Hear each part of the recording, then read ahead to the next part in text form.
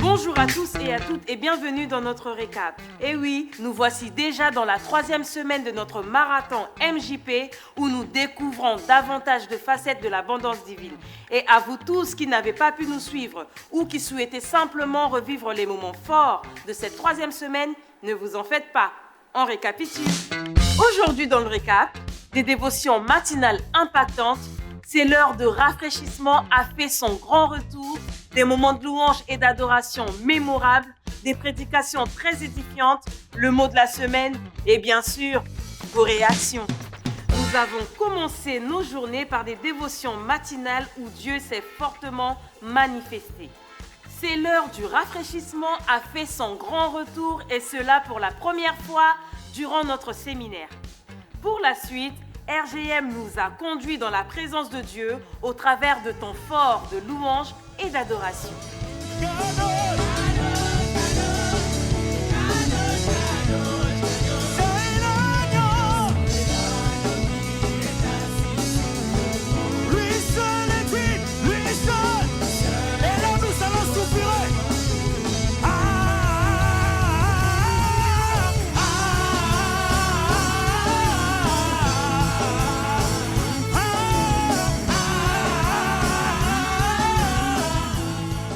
Les cultes de cette semaine ont été une grande source d'édification et d'enseignement puissant. La semaine a débuté avec le frère Dimitri Saez qui nous a encouragés à repousser les limites de notre foi avec pour thème la folie des grandeurs. Et si l'abondance divine était aussi liée à la présence de Dieu? Vous savez, cette présence où lorsque vous êtes chez vous, vous réclamez tellement Dieu que Dieu vient dans votre chambre et vous avez l'impression de suffoquer. Parce que la sainteté est là. Il y a des choses à vivre avec Dieu. Lorsqu'on parle d'abondance divine, il faut aussi savoir que c'est lié au service.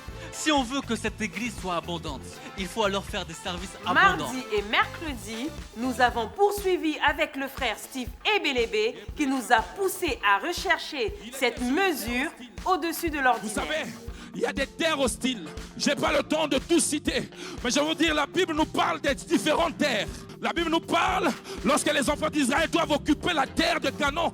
Eux-mêmes disent, c'est une terre qui dévore ses habitants. Dieu m'a demandé de déclarer que la terre de ta famille, la terre de la terre de la France ne te dévorera Nous pas. avons continué avec le pasteur Stéphane Kadi qui a développé sur les dons spirituels et comment vivre l'abondance dans ce domaine. Ne plume à gauche, tu cherches que les dons. Sans le fruit, tu vas être quelqu'un de déséquilibré, quelqu'un de bizarre. Il te faut le caractère de Christ pour soutenir les Il dons. nous a également permis de prendre conscience des obstacles qui nous empêchent de vivre une vie de prière abondante. Un pied sur le M et un pied sur le S. Il va marcher en réalité, non pas sur l'eau, mais sur la parole de Jésus. Et lorsqu'il va voir le vent au verset 30, il va regarder les circonstances et c'est là qu'il va commencer à couler. Et c'est là que Jésus va le relever. Tout le week-end, nous avons eu des enseignements forts avec le pasteur Papicho Akiewa et le prophète Jogras Mwenze qui nous ont encouragés à comprendre la pensée de Dieu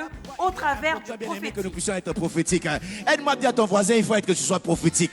Capable de saisir la pensée de Dieu. Capable d'entendre la voix de Dieu. Ne va pas n'importe comment. Non, parce qu'il a l'argent, il va devenir mon mari. Il peut avoir l'argent aujourd'hui et demain il perd l'argent. La 4e chose à laquelle il faut faire très attention quand vous êtes sensible à la direction divine, s'il vous plaît, faites attention aux songes que vous recevez. Et oui, vous l'aurez compris, le mot de la semaine est prophétique. Si vous voulez être dans le prophétique, intercédez plus que vous le faisiez. Il est important que nous, en tant qu'enfants de Dieu, que nous élevons, n'est-ce pas, nos esprits à être connectés à Dieu pour que chacun de nous, sa propre vie, soit prophétique. Il n'y a pas d'abondance, je répète, là où on néglige la direction prophétique. Notre prière est que vous soyez sensibles à la voix de Dieu afin que vous puissiez vivre le prophétique dans cette année 2024. Nous avons été édifiés tout au long de la semaine au travers des différents prédicateurs. Et vous, quel a été votre ressenti? Extraordinaire, fort et puissant.